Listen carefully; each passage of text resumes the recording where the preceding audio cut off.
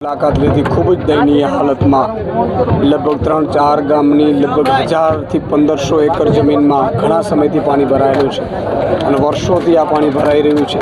2015 थी ए पहेला पानी नहोतुं भरातुं एटले क्यांक ने क्यांक भाजपना नेताओए कोईना कोई जग्याए पानीना वहेणो बंध कर्या छे अने घणी बीजी पण समस्याओ छे। आज हूँ ज्यारे मुलाकात लेतो तो खेडूतोने बहु दयनीय हालत छे। घरवखरी खत्म थई गई छे। मात्र કેટલીક જગ્યાએ 2200-2300 રૂપિયા આપ્યા છે, એ માત્ર 5% લોકોને, બાકી નથી આપ્યા। તો હું સરકારશ્રી પાસે માંગ કરું છું કે વાવ થરાદમાં આપ મુખ્યમંત્રીશ્રી પણ પધાર્યા હતા, એમણે પણ જોયું હતું, પાણી પણ ભરેલું છે, સર્વે પણ હવે કરવાની જરૂર નથી।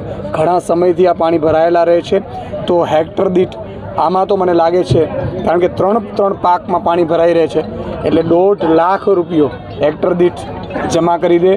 पंजाब में एक बार पूर आव्યું तो एक ज पाक निष्फળ थयो तो पंजाबनी सरकारे 50,000 रुपया हेक्टरे एटले के 20,000 रुपया एकड़ अने 8 થી 9,000 रुपया वीघो थाय एटला जमा करी दीधा छे। तो तुरंत आ व्यवस्था करी देवामां आवे एवी अमारी मांग छे। जो आ मांग आगामी समय में पण नहीं स्वीकारवामां आवे तो आम आदमी पार्टीना अमारा नेताओ अहींया वाव सुईगाम थरादना पण जे विस्तारो छे एमां आंदोलननी शरूआत करशे। पछी भाजपवाळा एम न के आम आदमी पार्टीवाळाए खेडूतोनो अवाज उठाव्यो। अमे खेडूतो माटे लड़वा माटे निकळ्या छीए।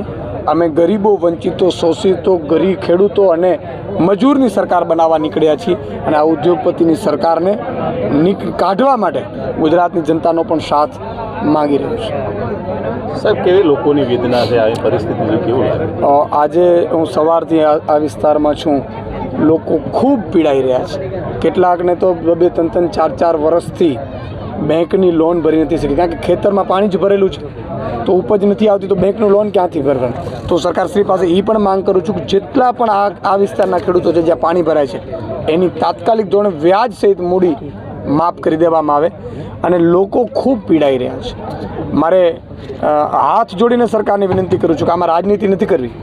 મુખ્યમંત્રીને કહું છું કે તમે એક દિવસ આવો, અહીંયા રોકાઓ, પાણીની વચ્ચે જાઓ, મકાનો છે જ્યાં પાણી ભરાણા છે, જ્યાં ઘરવખરી પલરી છે ત્યાં તમે પણ જાઓ। રાજાશાહીમાં પણ રાજા આવું કરતા હતા। તમારા આ તો હવે તમે તો લોકશાહીમાં છીએ। ચાર્ટર પ્લેન ભલે લઈને આવો, અમારા ખર્ચે હેલિકોપ્ટર લઈને આવો, પણ એક રાત રોકાવો તો તમને ખબર પડે કેવી મુશ્કેલીઓ છે। અને આ વિસ્તારમાં બહેનો, માતા બહેન, દીકરીઓની પણ હાલત ખૂબ ખરાબ છે। વાદી સમાજ હોય, ઠાકોર સમાજ હોય, રાજપૂત સમાજ, બધા સમાજ હોય, પ્રજાપતિ સમાજ હોય, જેના ઘર આવે છે એ ઘરવખરી પલરી ગઈ છે, કામ ધંધા છે નહીં, લોકો ખૂબ પીડાઈ રહ્યા છે। લોકો પાસે અત્યારે કોઈ આશા અને ઉમ્મીદ નથી। તો સરકારે માય બાપ બની અને જોવું પડે, સરકારનું ફરજ અદા કરવી પડે અને આ લોકોના ખાતામાં કેશ તુરંત હેક્ટરે 1.5 લાખ રૂપિયો નાખે એવી અમારી માંગ છે। સાહેબ, ભવિષ્યની અંદર કોંગ્રેસ સાથે આપનું ગઠબંધન, કોંગ્રેસ લડી રહી છે ખેડૂતો માટે, શું લાગે છે આ વિસ્તારમાં? કોંગ્રેસના કેટલાક નેતાઓ લડી રહ્યા છે, પણ કોંગ્રેસના ઉપલા નેતાઓ વિસાવદરમાં જેમ સેટિંગ કર્યું એમ સેટિંગ કરે છે, ટિકિટો વહેંચે છે।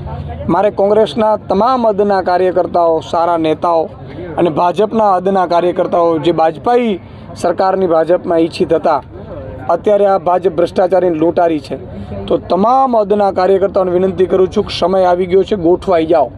ટ્રેન ઉપડવાની થઈ છે આમ આદમી પાર્ટીની, એમાં ચડી જાઓ અને આ ટ્રેન આ ભાજપની કદડાવાળી સરકારને કાઢીને રહેવાની છે।